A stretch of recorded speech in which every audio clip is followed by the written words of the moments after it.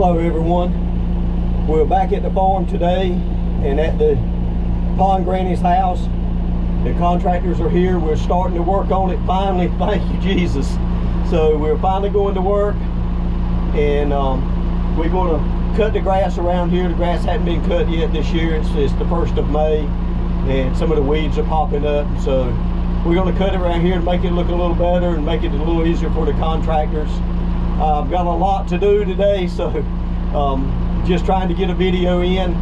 Don't have a lot of time, so I've just mounted it and let y'all ride along with me, and we'll see what happens during the cutting. If we have time, we're going to try to finish getting the water hooked back up in the pump, because contractors are going to start needing water. So things are starting to happen, and we're tickled to death. So anyways, enjoy the video, and thanks for watching.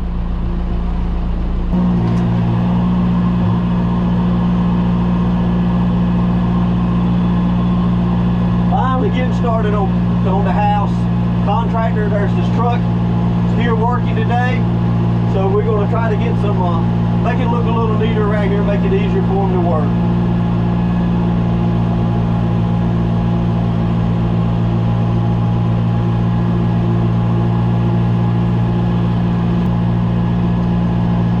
It's a beautiful day out. We can't wait to get our house fixed. It's been so long. Been so much water under the bridge, different things happening. One day I'll go into the reason that we had to wait on the house. Lester Hart's, none of the contractors are really excited about working on this old house, because it's nothing's plumb, nothing is level, everything is out of square, so it just makes it so hard to work on. But my wife hates this saying, but it is what it is, and we can't change it. So we just do the best we can with what we got. Try to make it work.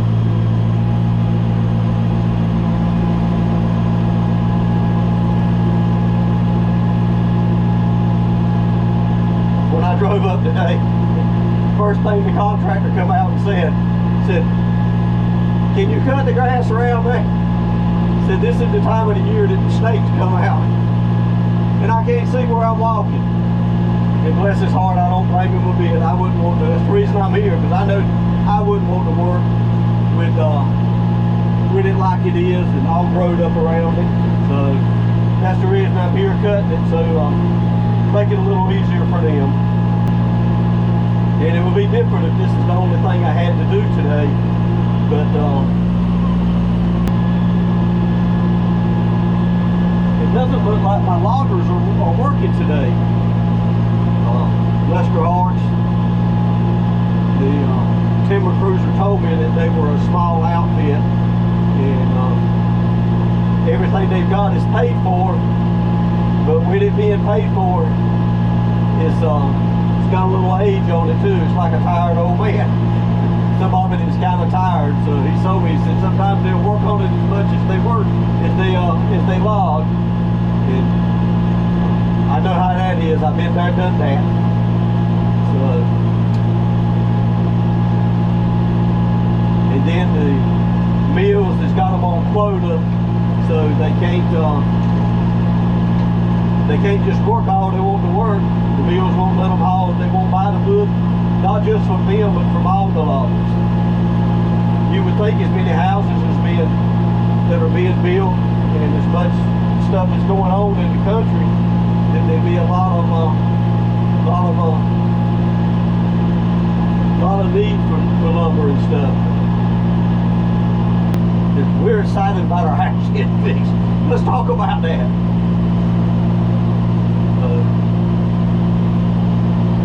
You can't see it. I'm gonna have to buy me another camera. Maybe I'll film a little bit of it on my phone as I'm going around the house. Why don't I just do that? And you get to see what I'm talking about. We'll wait till we get around back around to the front of the house, and then I'll show you what I'm talking about. We're going to take guess if you've watched the channel this long, you deserve to know a little bit about what we're going to do. We are going to replace all the windows in the house because none of them are 200-year-old windows. They've all been replaced over the years. There's some of them that go back into the early 1900s maybe, but none of them are the wavy glass windows. And so we are going to change all the windows out. We're going to save 2 of the doors because I'll tell you a little bit more about the doors maybe in a minute, but we're going to change all the windows out. All the siding is going to be taken off. There's vinyl siding on it now. We're going to take the vinyl siding off, and we're not going to replace it back with old boards, the shiplap, I guess you would call them, boards, overlapping boards. Let me get this thing recorded here. And we're not going to replace them with the shiplap boards. We're going to replace them with hardy boards, which will look as much as we can make them look like they did in the old-timey days, but they will still be modern and still make the house not necessarily look modern, but will make it more functional for us, last longer. What I was trying to say here is we don't have enough of the 200-year-old boards to go back and put on the outside of the house. And even if we did have those, they wouldn't be functional to install on the house in this day and time. So without being able to come up with the 200-year-old boards to put back on the house, we had to come up with a product that we thought would look as close to the 200-year-old as we could get without putting modern lumber on there. And modern lumber now it's just not like it was 200 years ago. The grain in it is so open and it rots so fast. So we decided to put at our age, we didn't want something that we had to paint every few years and something that was going to deteriorate in no time at all. So we decided to go back with the hardy board, and I think that is a good choice to keep the house looking like it is. So I hope that explains what I was trying to say. We're going to put a hardy board on the side of the house. I believe we're going to save the color. We're going to paint it till we get there. But I think my wife picked that out, and I think everybody will like the color that we're going to put on the side of the house. But as you can see now, it's white vinyl side. It just don't go with the era of the house being 200 years old. So you've made a couple of laps now around the house, but as you can see, some of the windows have gotten broken out because it's been vacant like for good gracious now, 7 or 8 years. Nobody living in it. And the door, we're going to cover over where that door's at. Anyways, I'm going to put my phone down now and we'll just continue with the GoPro.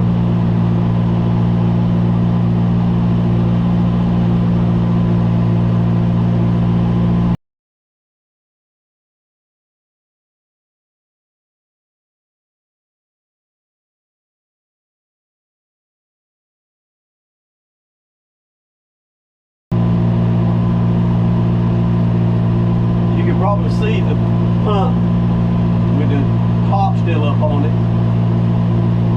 I haven't finished it. We run out of time last week. My GoPro run out of battery and I run out of time, and we had to leave before we got it completely finished. So I'm gonna try, if I don't run out of time today. I've got a lot of things to do today, so if I run out of time, we just won't get to it. Telling everybody what I'm doing. And like I said, if you've watched my channel this long, you deserve to know some stuff. So we had the timber cut, and you'll probably, at the filming of this, you'll probably already be seeing that video. But we had the timber cut at my Dudley farm a year ago, and now they're cutting the timber. As you can see, as we're turning around, you can see they're cutting the timber here. And then they're working on the other tract of timber that we have here. And I've already met with the environmental wetlands people, because you have to get approval now if you're a farmer. If you want to clear any land, you have to get approval from the government. Now, I'm not going to start my rant on that. Anyways, I have already gotten approval that we can that we're going to be able to clear about 40 acres, maybe a little more, in my Dudley farm, and we're going to be able to clear about 15 to 18 acres here at my home farm.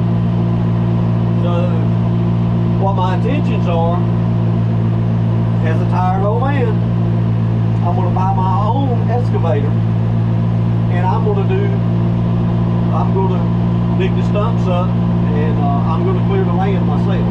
So, y'all will get to ride along. You'll get to see a tired old man learn how to run a excavator. I have run one before for about 30 minutes maybe. I loaded one truck with it, and it broke. The excavator broke. So I using a friend's excavator and it broke. But anyways, that's what my plans are right now, is to clear that land at Dudley and to clear the land here. Can't see it in the video because I'm going.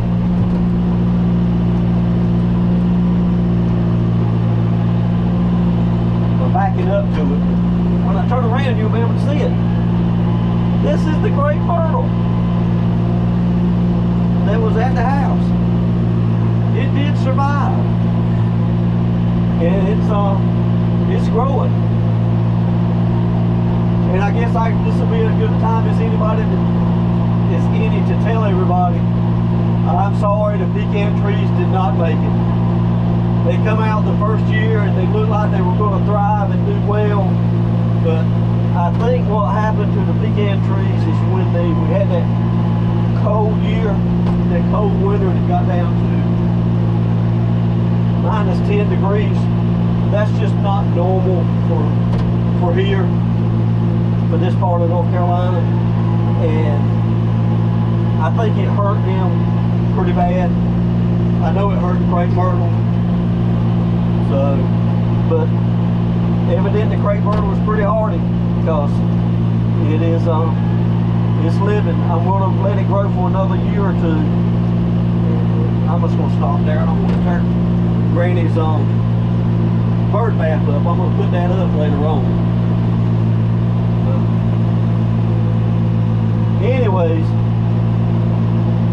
the poor pecan trees did not make it.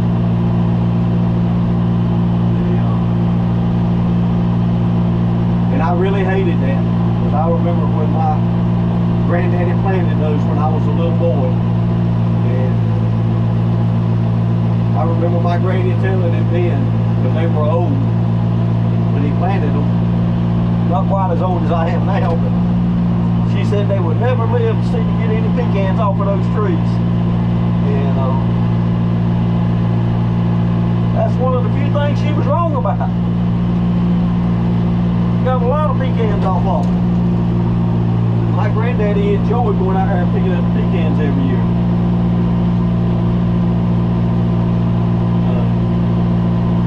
Matter of fact, even my wife has got some fond memories of picking up pecans with my granddaddy out there.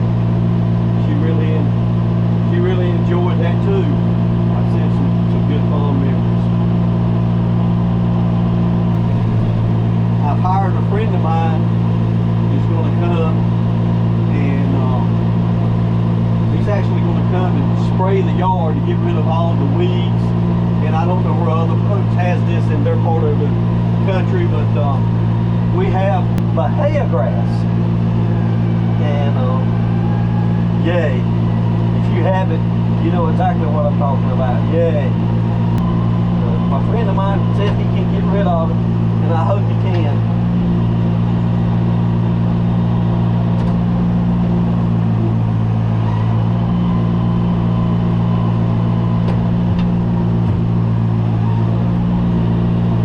And then we can get it cleaned cleaned up, beaten up around here, and make it look like it ought to look. Give it the look that it deserves. This bush right here you're seeing is the forsythia bush, and I moved it back here along with the trees. And as you can see, it's survived and thriving, doing really well. That thing has yellow flowers on it in the spring, and it's one of the first signs of spring. It's one of the first things that blooms in the springtime. And then after that, it's just a green bush like it is now. I haven't done anything to it. I haven't trimmed it or anything. I wanted it to get really well established before I, same way with the crepe myrtle. Before I start doing anything to it, I wanted it to be, the root system to be really established before I start cutting them and trimming it. But my granny loved those bushes because it was the first sign of spring. And springtime, if you wanted to find her, you looked in the garden because she loved her garden. And she was in it every day. From springtime right on up to frost, because she planted stuff and had it all summer, and then she planted a fall garden. So she had a garden not year round, but she had it spring, summer, and fall. And she canned, and like I said, told you in some other videos, she was a really, really good cook. And she was a really good gardener too. She always had a good garden. I was not blessed with her green thumb. I think my wife is a better gardener than I am. She was blessed with a green thumb more than me. But one of the reasons is because she was around my granny and she wanted to learn it when she was a younger lady. Talking about my wife being younger.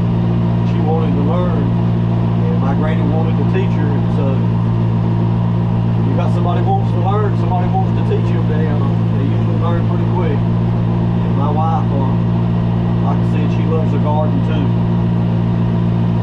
Nothing like what my granny used to have. My granny used to have, she'd have anywhere from a half acre to an acre garden almost every year. Sometimes even more when she'd have a half acre garden when she was up in her 70s. She'd have an acre garden, or more, acre and a half when she was younger. Because she'd have corn, she'd have not much corn and potatoes and all that stuff. She kept all that stuff planted.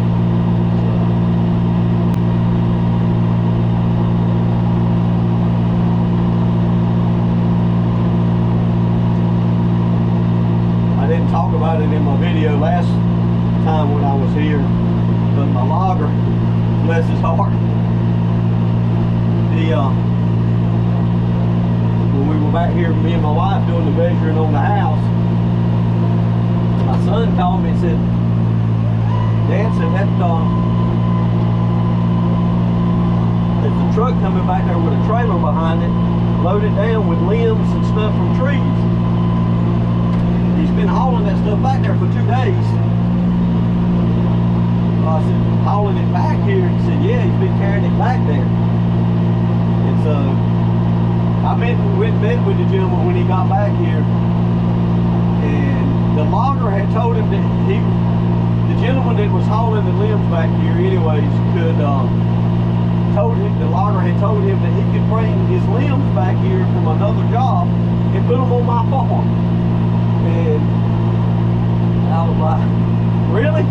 He said, yeah, he told me it was all right. I said, well, it might have been all right with him, but you're not putting it on his land, you're putting it on my land. So, my wife tells me I'm too nice. I'm just a nice guy.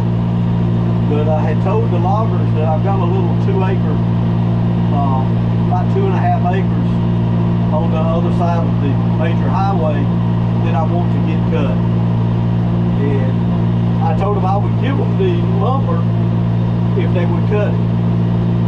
But remember I told you earlier in this video that the mills won't take some of the lumber now. But most of what's over there is hardwood. And you cannot. Last year when I cut my Dudley farm, that's all that was over there was hardwood. I got paid a really good price for that. This year, you can't give hardwood away. The mills don't want it. So I didn't know where the logger was going to cut that other little 2.5 acres and 3 acres. I didn't even know where he wanted to mess with it or not. So I told the guy that was bringing the limbs back here, I said, you tell the logger, being he's told you that he'd bring the limbs back here, I said he's obligated himself now that he's got to cut that 2.5 acres. And so he said, he asked me could he go ahead and dump the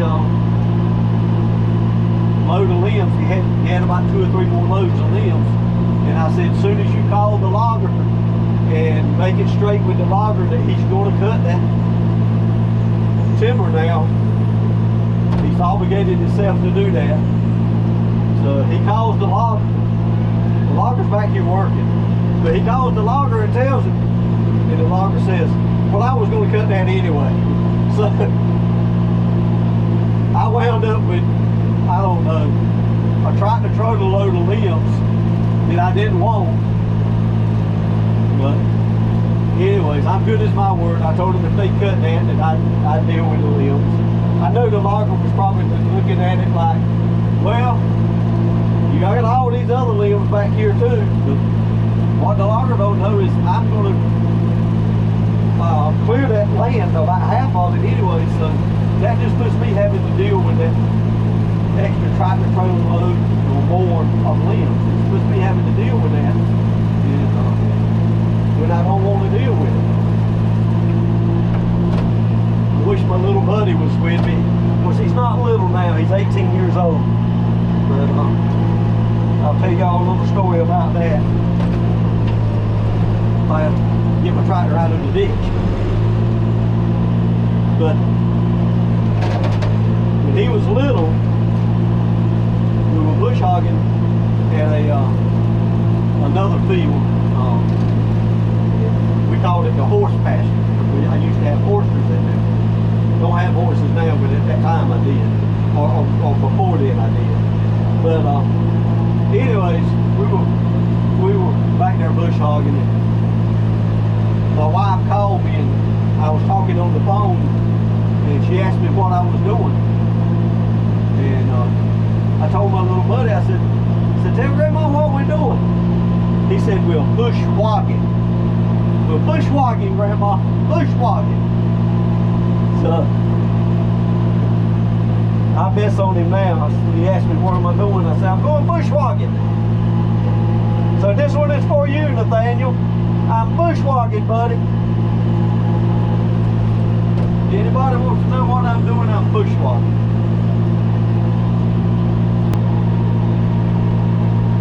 I don't believe I told my YouTube followers about the when me and my wife actually lived back here where this house is at 20 years ago, probably 20 years ago. We had sold our house in town, not the one at the beach, we had sold the one in this town, and we were going to come back here and build a house. And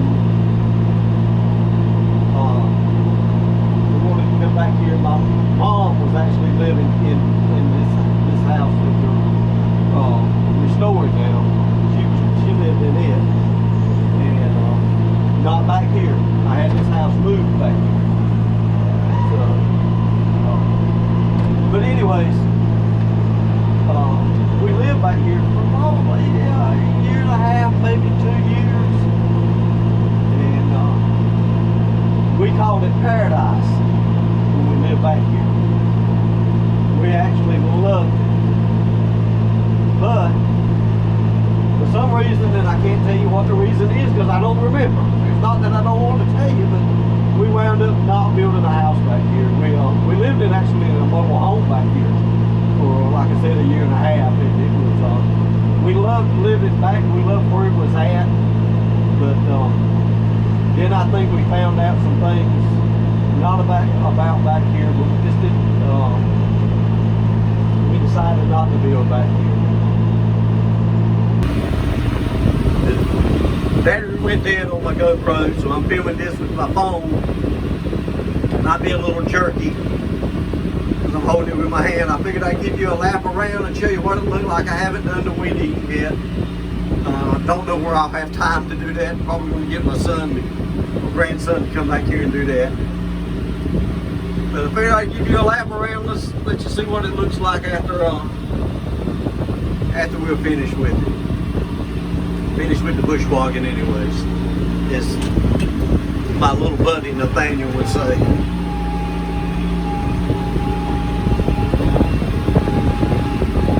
And I know it's still not really pretty, but it does look a lot better than it did.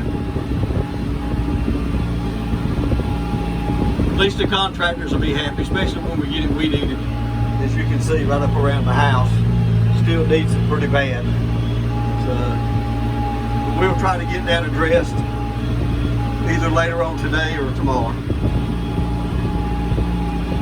Thanks for watching.